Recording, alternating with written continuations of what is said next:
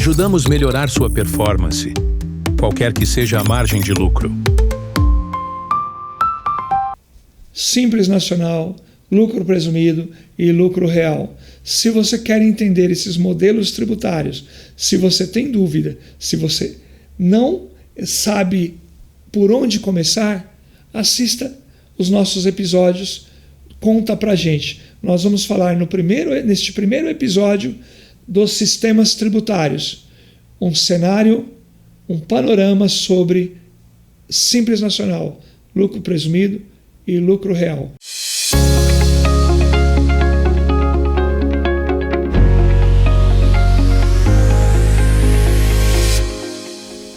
Vamos falar sobre planejamento tributário.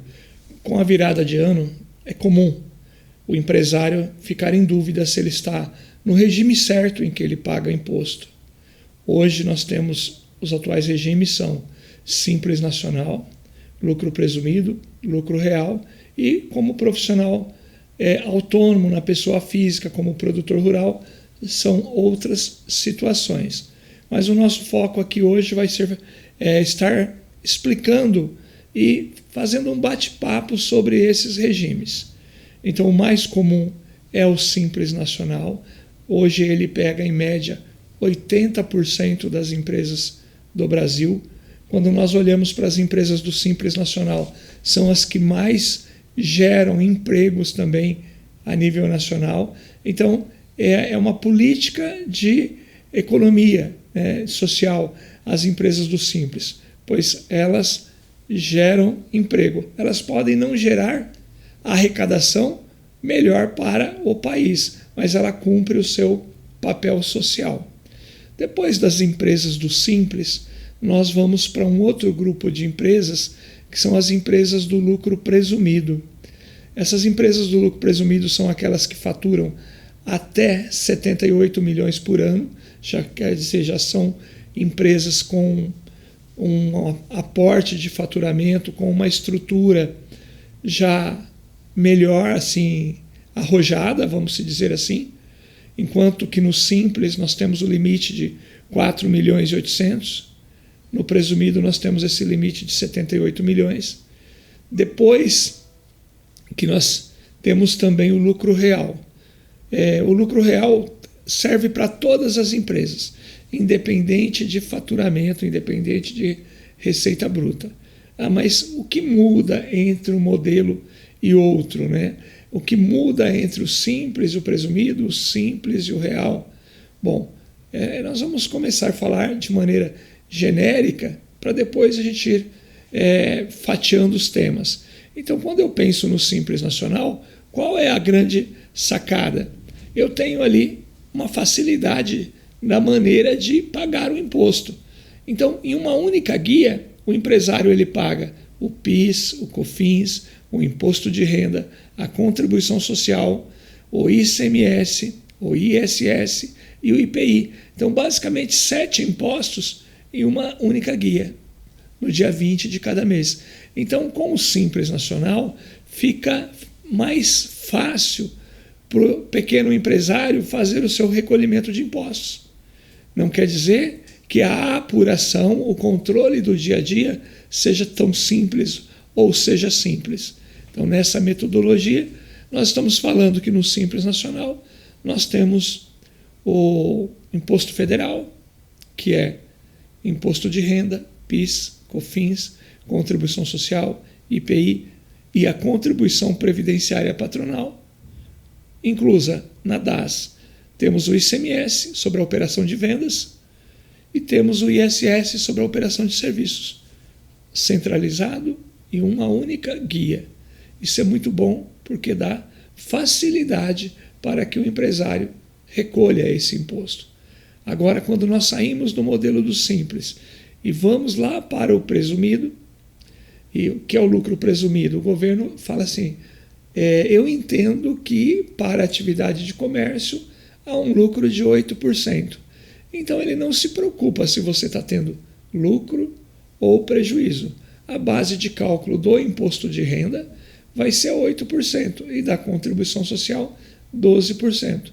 Isso é imposto? Não, isso são bases de cálculo. Então, Para apurar o imposto de renda, nós partimos de uma presunção. E essa presunção é feita de acordo com as alíquotas estimadas, estabelecidas pela Receita Federal. E aí nós temos que separar também por entes federativos: União, Estados e município. Então, com a União, eu pago IPI, PIS, COFINS, Imposto de Renda e Contribuição Social. Com o Estado, ICMS. Com o município, Imposto sobre Serviço, ISS. Legal nós falarmos nesse tema e olhar um pouquinho para frente, a reforma tributária. Com a reforma tributária, estes atores, PIS, COFINS, passam a ser CBS, ICMS e ISS passa a ser IBS. Mas isso nós conversamos em outro momento.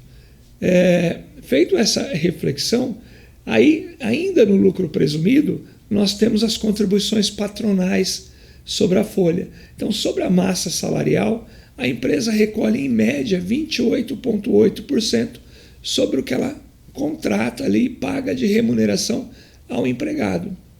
E lá no Simples?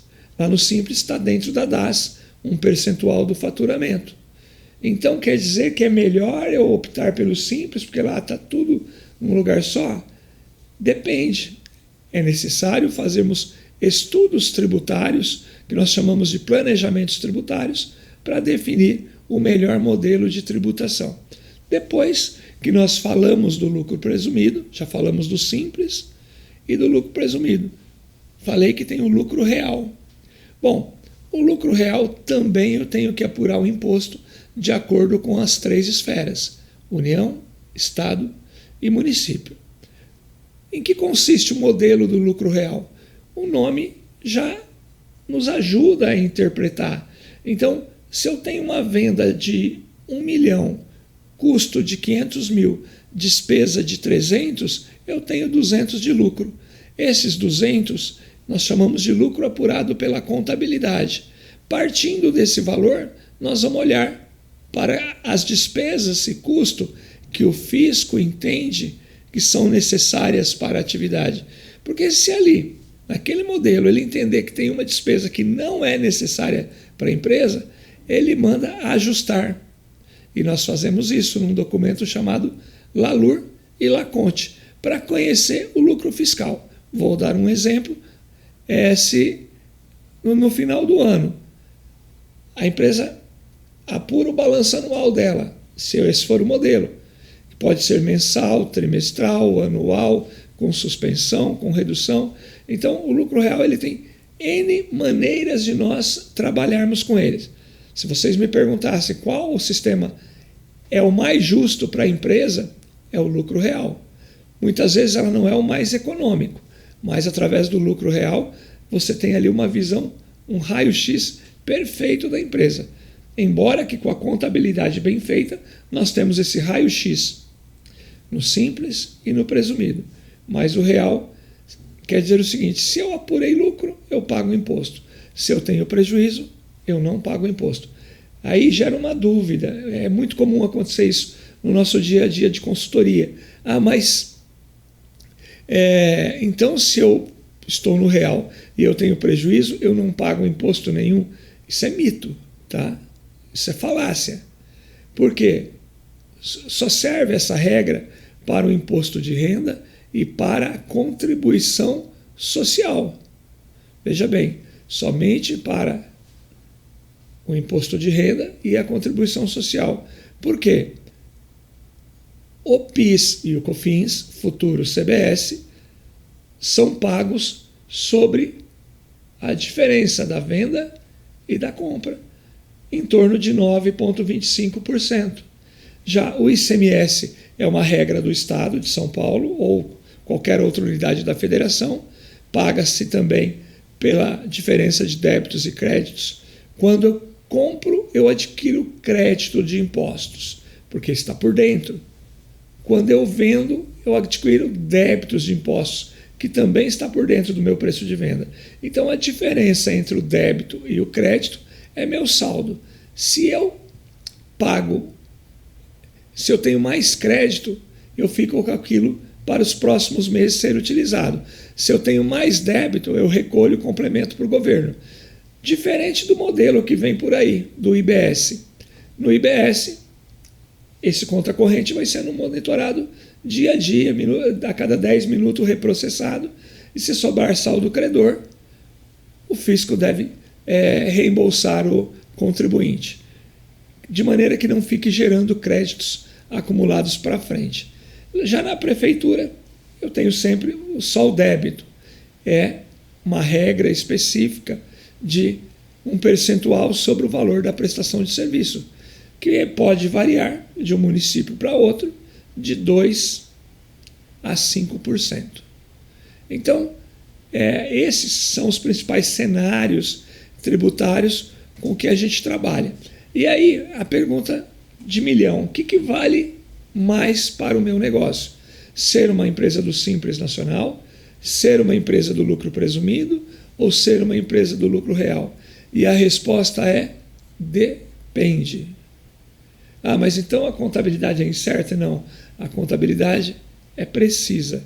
Depende da sua estrutura de negócio, depende da sua margem de lucro, depende da sua organização. Por quê? Se eu tenho um negócio com altas margens brutas, é provável que o meu imposto a pagar, aqueles que são na regra de débito e crédito, eles sejam altos. Então, muitas vezes, se o meu faturamento permitir, vale a pena estar no Simples. Agora, se eu tenho uma empresa, por exemplo, de margem extremamente baixa, provavelmente esta empresa seja melhor o lucro real. Vou colocar exemplos na prática. Se eu tenho empresas com faturamento que permitem o Simples, uma folha de pagamento alta, é provável que o Simples seja mais benéfico. Por outro lado, se eu tenho uma empresa de comércio eletrônico, onde as margens são pequeninas, onde há uma despesa muito alta com serviços de terceiros, por exemplo, marketplace, frete, propaganda e publicidade, despesas de cartões. Então, eu tenho um percentual consumido da minha receita muito grande para essas despesas. E a margem final, o último número da linha da DRE, acaba ficando bastante baixo. Então, neste caso, cabe um estudo que leva geralmente a crer que o lucro real é o melhor modelo. Então, nós tentamos aqui falar dos modelos tributários que existem. Falamos que no Simples Nacional as 3 esferas cobram imposto junto: federal, estadual e municipal. Cobram ali PIS, COFINS, imposto de renda, contribuição social, contribuição previdenciária patronal e IPI, o ICMS e o ISS. Já no lucro presumido e no lucro real, os impostos são apurados por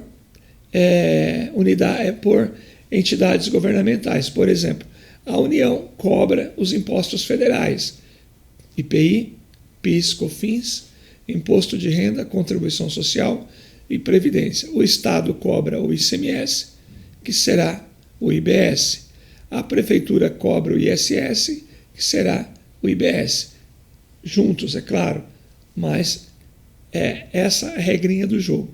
Então, se você ficou interessado em entender melhor sobre esses temas, não perca o nosso próximo Conta Pra Gente. Nós vamos estar falando das empresas optantes pelo Simples Nacional.